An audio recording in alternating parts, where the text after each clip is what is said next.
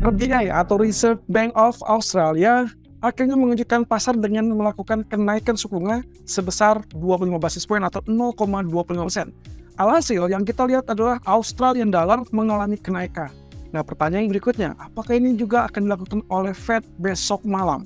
Nah, itu yang akan kita coba lihat dari beberapa ulasan fundamental berikut ini. Ya, data malam ini adalah George Japanese dan kita akan terfokus berapa banyak jumlah lapangan pekerjaan yang tersedia tapi belum terisi. Karena ini juga merupakan data lama atau data ya bisa dibilang data klasik sebelum munculnya data ADP atau bahkan non-farm payroll. Jadi nanti akan kita lihat nih, angkanya kurang lebih ekspektasinya 9,74 juta. Itu berarti diprediksikan akan sedikit softening atau mengalami pelunakan dari sebelumnya 9,93. Nah, kalau memang ternyata aktualnya lebih tinggi daripada apa yang diekspektasikan atau diproyeksikan, maka kita akan melihat dolar mengalami penguatan kembali, dan itu berarti trouble untuk emas, saham, atau bahkan other currency yang berpotensi mengalami tekanan penurunan. Nah, sementara sebaliknya, kalau aktualnya lebih kecil daripada ekspektasi, yang akan kita lihat adalah sebaliknya juga, yaitu dolar akan mengalami pelemahan, dan itu berarti tanda-tanda emas ataupun saham atau bahkan other currency berpotensi atau berpeluang untuk mengalami kenaikan. Nah, kira-kira apakah menurut Anda angkanya akan relatif lebih kecil atau lebih tinggi? Nah, kita tinggal tunggu saja nanti malam. Kemudian yang tadi pagi sempat terjadi adalah yang mengakibatkan Australian dollar mengalami kenaikan, yaitu RBA, Reserve Bank Australia, mengalami ataupun melakukan kenaikan suku bunga senilai 25 basis poin atau 0,25%. Tentunya ekspektasi market ataupun ekonom adalah unchanged atau tidak berubah di angka 3,6%, tapi kenaikan 25 basis poin ini semakin membuat juga pertanyaan kepada market tentunya, apakah nanti besok Fed akan melakukan hal yang serupa. Lalu kemudian dilanjutkan sehari berselanjutnya adalah terkait dengan ECB yang juga diproyeksikan akan melakukan kenaikan suku bunga.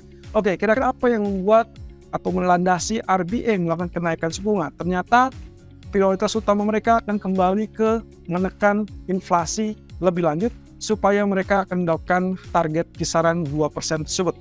Walaupun yang kita lihat adalah beberapa waktu lalu data inflasi Australia sebetulnya sudah mengalami penurunan.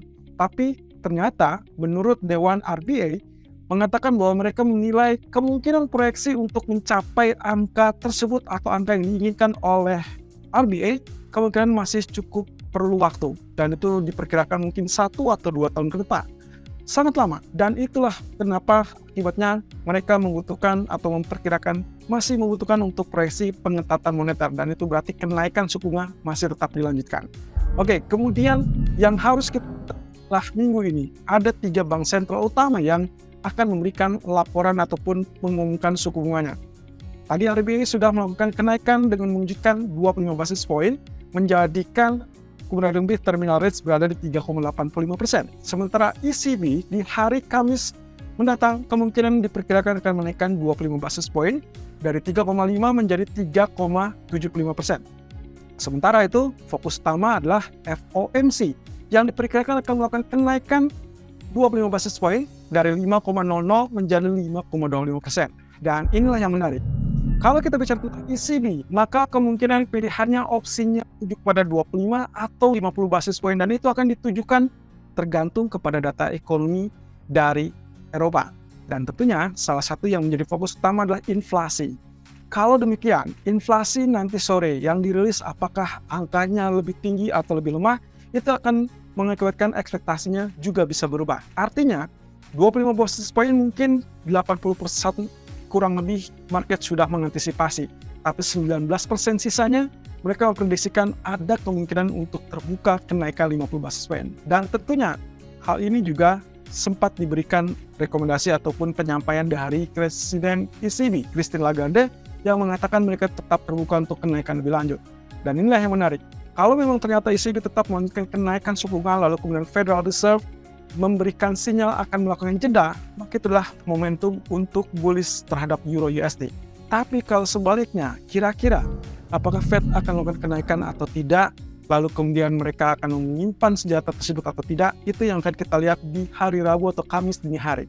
Karena kalau ternyata Fed-nya melakukan penahanan atau dalam hal ini berarti unchanged, maka kemungkinan mereka masih tetap menyimpan senjata di bulan Juni atau di pertemuan berikutnya, dan itulah yang tidak disukai oleh market.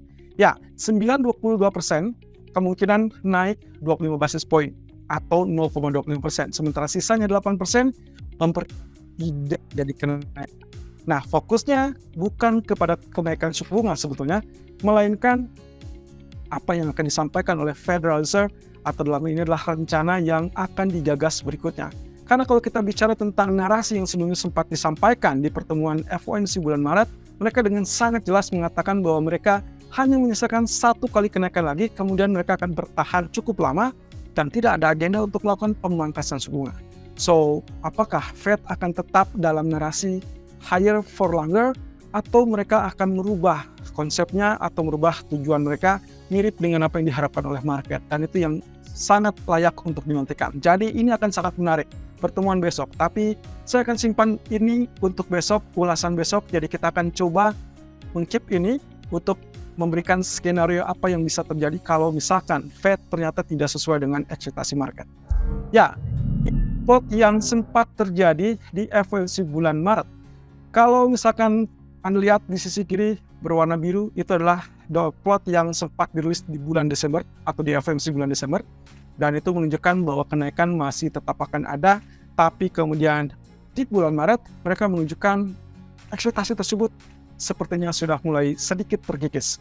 Dan itu berarti menandakan hanya sisa satu kali kenaikan lagi di sepanjang 2023. Nah, rencana Fed adalah kenaikan terakhir di antara bulan Mei ataupun Juni, kemudian mereka akan jeda kenaikan suku bunga tersebut, tapi dengan catatan sepanjang 2023 tersebut tidak ada rencana untuk melakukan pemangkasan suku bunga.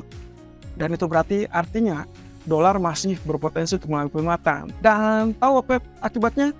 Dampak dari sektor perbankan ataupun gangguan di krisis sektor perbankan kemungkinan masih akan membahayakan market dan ada potensi ke masalah resesi atau kekhawatiran resesi, dan itu yang akan dituju oleh safe haven.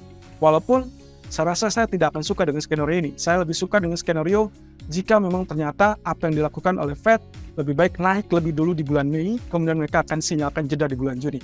Nah, sementara ekspektasi market yang secara keseluruhan melihat ada kemungkinan kenaikan terakhir di bulan Mei, kemudian Juni jeda, dan diakhiri dengan pemangkasan suku bunga. Dan tidak tanggung-tanggung, market mengharapkan 2 kali kenaikan untuk 2023. Kira-kira apakah Fed akan mengikuti market, atau market tidak bisa melawan apa yang akan direncanakan oleh Fed? Itu yang kita nantikan besok. Ya, tantangan terdekat adalah FOMC meeting di tanggal 3 Mei atau pengumuman di tanggal 4 Mei dini hari waktu Indonesia bagian barat. Kemudian juga di tanggal 5 kita akan berhadapan dengan non-farm payroll. Jangan lupakan bahwa data-data ekonomi yang akan dirilis oleh Amerika itulah yang akan menjadi panduan dasar untuk kebijakan Fed. Jadi saya rasa skenario untuk mempertahankan suku bunga di bulan Mei masih sangat terbuka. Apalagi kalau kita lihat dari sepanjang bulan Maret sampai ke mendekati pertemuan Mei ini. Hanya berselang 1 bulan. Mereka kemungkinan bisa beralasan bahwa data ekonomi belum cukup untuk menilai apakah mereka akan menghentikan atau jeda kenaikan suku bunga apa tidak. Apalagi 2 data terakhir, ISM, Manufacturer PMI, dan juga sektor tenaga kerja, kelihatannya masih tetap cukup solid. Dan itu yang akan masih menjadi tanda tanya bagi market.